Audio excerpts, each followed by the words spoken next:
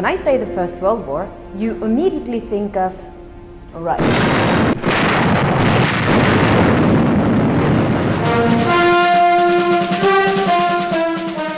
Mud, death, trenches maybe?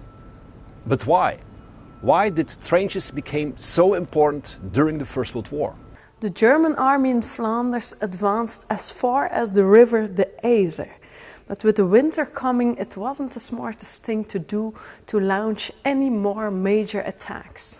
So the army was stuck in this place. But at the same time, they realized that they would have to stay around for quite some time. They needed a strategically important location situated where a solid defense position could be built. The best places were the hills, because whoever was high up had a clear advantage, allowing a sharp eye to be kept on the surroundings as well as the enemy. And now you understand why it was so important to occupy the hills around the city of Wipers. From the moment a position was taken, soldiers literally were digging in. They dug trenches. Sometimes they used existing ditches or elements in the landscape that could provide extra shelter. All those corridors grew into a gigantic network. The drawing by Dave Chisholm makes this very clear.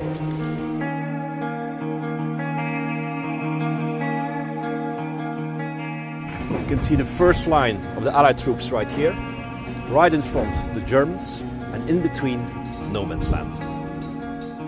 Behind the first Allied line, you can see the second and the third. They're connected with communication trenches. In this way, it's possible to send extra men and supply equipment to the front and to evacuate the wounded soldiers.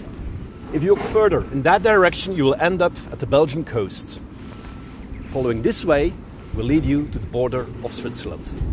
And what you can see on this drawing is still Here, I'm standing in a British trench that was part of the Third Line, a small section of the former Western Front.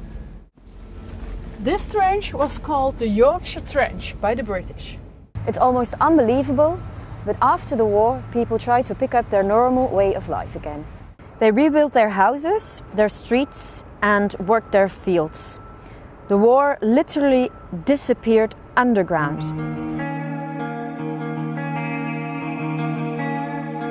To this day, the war still pops up from time to time. For example, during major earthworks or when farmers are busy plowing. And what do you know? They find all sorts of things. In 1998, they discovered this place. The Yorkshire Trench was completely restored, and that's why this place is so unique. It's the only restored British trench in the whole Wipers salient, on the place where it all happened. It's a tangible piece of war history in the middle of our modern world.